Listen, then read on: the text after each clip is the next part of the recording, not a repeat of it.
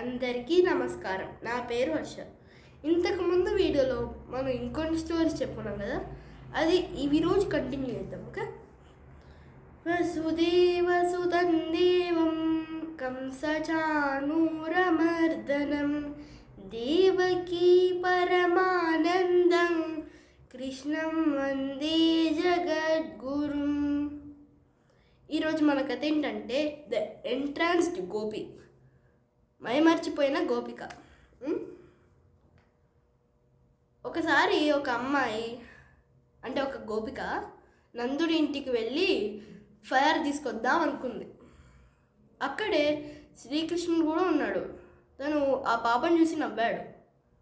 ఆ పాప కృష్ణుడి నిజస్వరూపం, ఇంకా అతని గారాల చంపని, ఇంకా మొత్తం ముఖాన్ని చూసి ఇలా మైమర్చిపోయింది. అసలు తనకి కాలుతున్నట్టు కూడా తెలీదు. ఇలా కాల్చుకుంది చేయి మీద. తర్వాత వాళ్ళ అమ్మ పరిగెత్తుకుంటూ వచ్చి ఏం చేస్తున్నావు, లేవు లేవు అని అనేసరికి ఆ పాప కళ్ళు తెరిచింది. తన సెన్స్ తనకు వచ్చింది. కానీ తనకు చేయి మాన్నట్టు, అసలు చేయి నొప్పి పుట్టలేనట్టు అనిపించింది. ఎందుకంటే తను శ్రీకృష్ణుని నిజస్వరూపాన్ని చూసి మైమర్చిపోయింది కాబట్టి. ఇప్పుడు మీకు అర్థమైందా ఆ గోపిక ఎలా మైమర్చిపోయిందో? అసలు కాల్చుకున్నా కూడా అసలు చిన్న గుర్తు కూడా లేదు తెలుసా? అది శ్రీకృష్ణుడి నిజస్వరూపం. సరే, ఇప్పుడు మీ స్టోరీ అర్థమైంది కదా? ఓకే. ఇప్పుడు మన నెక్స్ట్ కథ ఏంటంటే కృష్ణ ట్రావెల్స్ టు వృందావన్. కంసుడి ఆగడాలు రోజు రోజుకి పెరుగుకుంటూ పోతున్నాయి. ఒకసారి నందుడు పెద్దవాళ్ళందరితో కలిసి ఈ సమస్యకి పరిష్కారం కనుక్కుందాం అనుకున్నాడు. వాళ్ళందరూ చాలా అన్నారు. నందుడికి కూడా ఒక మంచి ఉపాయం తట్టింది.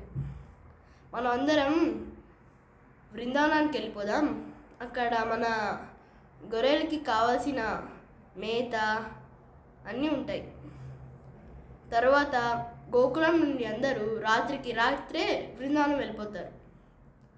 చాలామంది అనుకున్నారు ఈ బృందావనం కూడా మాలాగా చాలా అందంగా ఉంది అని అనుకున్నారు. మంచి మంచి ఇల్లులు ఉన్నాయి.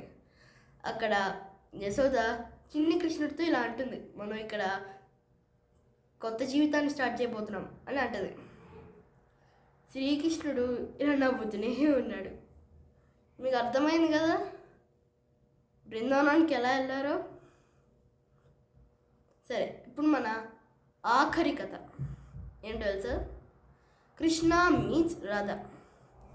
కృష్ణ రాధని కలవడం.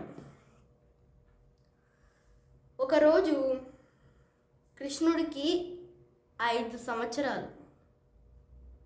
తను గొర్రెల పాకలో ఇంకా నందుడితో ఉన్నాడు.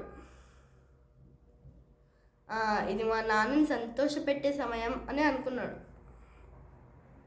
తర్వాత తను తన శక్తులన్నిటినీ వాడి ఒక పెద్ద సుడిగాలి పంపిస్తాడు. అక్కడ పెద్ద వాన ఎదురైంది. ఏంటి, ఇప్పుడు నా గొర్రెల్ని ఎవరు కాపాడుతాడు? ఈ పిల్లాన్ని నేను చూసుకోలేను, అక్కడ గొర్రెల్ని కాపాడలేను, నేను ఒకేసారి ఇన్ని పనులు చేయలేను అని అనుకుంటాడు. తర్వాత అక్కడ ఒక అందమైన అమ్మాయి నందుడి దగ్గరకు వచ్చి అంటుంది, ఏం చేస్తున్నారు, నీ పేరేంటమ్మా అని నందుని అడుగుతాడు. నా పేరు రాధా అంటది. రాధా, నువ్వు మా చిన్ని కృష్ణని ఒకసారి చూసుకుంటావా, నేను వచ్చేంతవరకన్నా చూసుకుంటావా అని అంటాడు. తర్వాత నేను చూసుకుంటా అంటది. తర్వాత రాధని కృష్ణుడి దగ్గర వదిలేసి వెళ్ళాడు. అప్పుడు కృష్ణుడు తన యూత్ అంటే పెద్దగా అయ్యి రాధకి తన నిజస్వరూపం, ఇంకా వాళ్ళిద్దరి జీవితం స్వర్గం మీద అన్నీ వాళ్ళ ఇన్కార్నేషన్స్ అంటే పునర్జన్మ ముందు కూడా చూపిస్తాడు. నందుడు అప్పుడే వస్తాడు. కృష్ణ అనగానే వాళ్ళు మళ్ళీ చిన్నగా అయిపోతారు. తర్వాత ఏడవడం మొదలుపెట్టాడు. ఇది రాధాకృష్ణుడు ఎలా కలిసారా అన్నది. మీకు అర్థమైందిగా ఆ సుడిగాలిని ఎందుకు పుట్టించాడో? అది శ్రీకృష్ణుని మాయ. సరే, ఎండింగ్ ప్రేయర్. యోగేశం సచ్చిదానందం వాసుదేవం వ్రజప్రియం ధర్మ సంస్థాపకం వీరం కృష్ణం వందే జగద్గురుం. కృష్ణం వందే జగద్గురుం.